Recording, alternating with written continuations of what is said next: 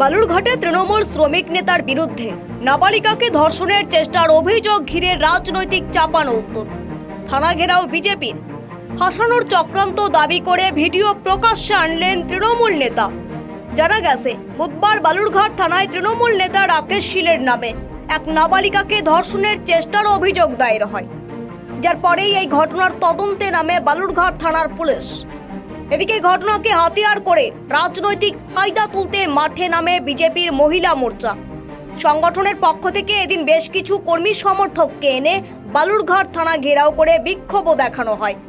তাদের দাবি, থানা থেকে কিছুটা দূরে ওই তৃণমূল নেতার মোবাইলের দোকানের ভেতরে এক নাবালিকার সাথে এমন ঘটনা ঘটলেও পুলিশ কেন এখনো গ্রেপ্তার করতে পারেনি অভিযুক্তকে, যার প্রতিবাদে আগামীতে বৃহত্তর আন্দোলনে নামার হুঁশিয়ারিও দিয়েছেন মহিলা মোর্চার জেলা নেত্রী ষষ্ঠী চৌধুরী বসাক।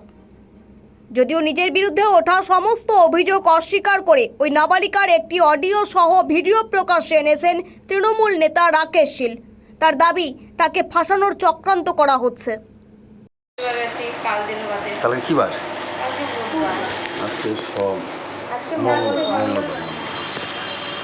ওর আর কি শুক্রবারে খুবই দরকার দাদা, 1000 টাকা। ওর মাকে ডাক্তার দেখাবো। একটু আমাদের কিছু ব্যবস্থা করে দিয়ে। মুখটা খুলে আছে? না না, এইটা বলো না, আজকে খুলবো না আমি। কেন না, আজকে আমি লাগাই আসবেন তো, আর আমার মুখটা না না না, আমি কারোর কাছেই খুলি না। আরে খুলো রে বাবা, দেখি না কেন? না না, আমি কারোর কাছেই খুলি না। শুনে দেখো, আমি হসপিটালে যাই, যেখানেই যাই এইভাবেই যাই, খুলি না আমি। আমার মুখ খোলা যাবে না। না, আমার প্রবলেম না থাকলে আমি ঠিক খুলে দেখাতাম। কেন ও খুলে নেই? দেখো দেখি, ওর কোনো কিছুই নেই। কি সুন্দর মুখটা লাগছে না, ঠিকই দেখাতাম। তুমি বললো, তোমাকে বললাম। না না, দেখাবো, ঠিক দেখাবো। কবে দেখবো? দেখাবো। তোমরা একটু আমাদের একটু উপকার করো, এইটুকু উপকারটা করো দাদা প্লিজ।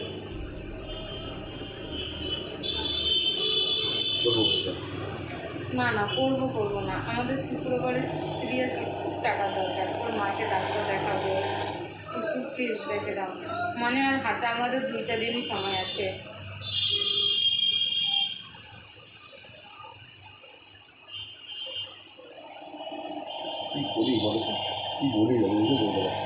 কেন তোমার তো এত মাথায় বুদ্ধি, তুমি বললে নাকি আমরা এসে বলছো তোমার নাকি আমরা শত্রু, আর তুমি এটার ভাবে ভাবছো না যে মেয়েদেরকে কি করে হেল্প করবে?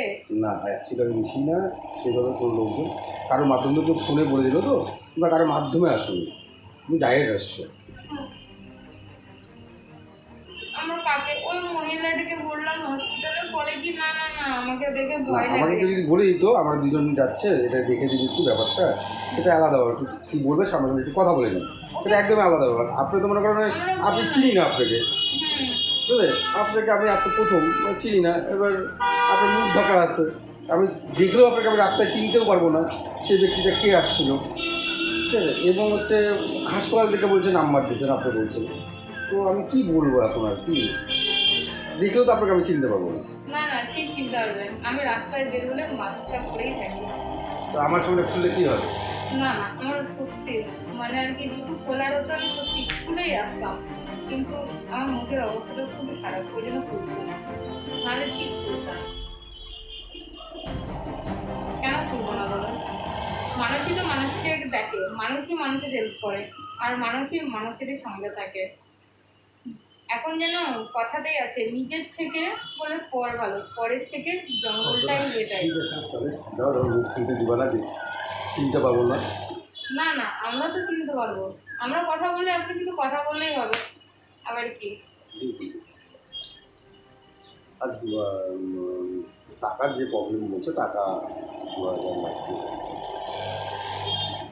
হ্যাঁ, খুবই দরকার কাকু, খুবই। শুধু না আরও দরকার থাকতো না। আমি হসপিটালে সবার সামনে ওই মহিলাটার পা ধরেছি আমি, তবেই তোমার নাম্বারটা দিয়েছিল। সত্যিকারের ঘটনায় বলছি, ও তবুও দিত না। ও কান্না করছিল, আমি কান্না করছিল। বলেও আমাদের, কিন্তু আমাদের থেকে বয়সটা অনেকটা বেশি হবে, এটা ঠিক, কিন্তু দেখলে চিনতে পারবো। হ্যাঁ যা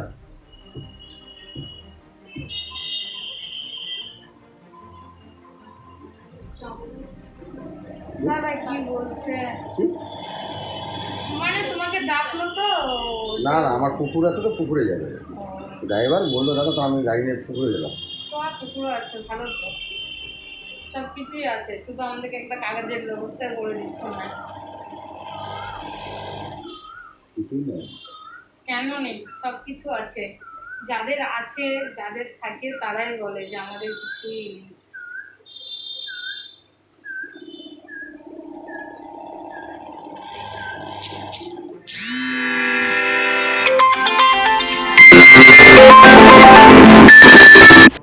দাদা বলো যে বালুরঘাটে গতকাল 15 বছর একটি নাবালিকার ওপরে টিএমসির নেতা রাকেশ সিং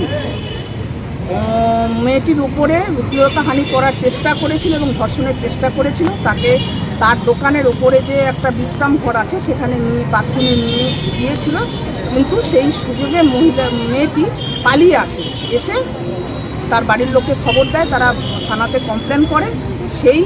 এই যে মুখ্যমন্ত্রী মহিলা হওয়া সত্ত্বেও আজকে আমাদের বাংলায় 8 থেকে 80 সবার উপরে এইভাবে অমানবিক অত্যাচার ধর্ষণ চলছে, তার প্রতিবাদে আমরা আজকে থানায় ডেপুটেশন জমা করছি মহিলা মোর্চার পক্ষ থেকে, এবং দোষীকে অবিলম্বে গ্রেপ্তার করতে হবে। এখনও পর্যন্ত কেন গ্রেপ্তার করেনি সেটা জবাবদিহি করতে হবে। যদি পুলিশ কোনো স্টেপ না নেয় তাহলে আমরা বৃহত্তর আন্দোলনে নামব। এই নেতার বিরুদ্ধে এই নেতার বিরুদ্ধে একাধিক এইরকম কমপ্লেন আছে। আর সুপার স্পেশালিটি বালুরঘাট হসপিটালে মহিলাদের নিয়ে তিনি ব্যবসা করেন, সেটাও রিপোর্ট আছে, কিন্তু তার সত্ত্বেও পুলিশ কোনো স্টেপ নিচ্ছে না। সেটাই আমাদের অনুরোধ যে তারা যেন স্টেপ নেয় এবং ওনাকে মানে উপযুক্ত শাস্তি অবিলম্বে করতে হবে, অবিলম্বে গ্রেপ্তার করতে হবে। তারা অনেক কি করবেন আপনারা? তা না হলে আমরা মহিলা মোর্চার পক্ষ থেকে প্রত্যেকটি থানায় থানায় এইভাবে ডেপুটেশনে আমরা দেব এবং ধর্মঘট দেব। আপনার নাম? আমার নাম ষষ্ঠী বসাক ভট্টাচার্য, দক্ষিণ দিনাজপুর জেলা মহিলা মোর্চার প্রধান।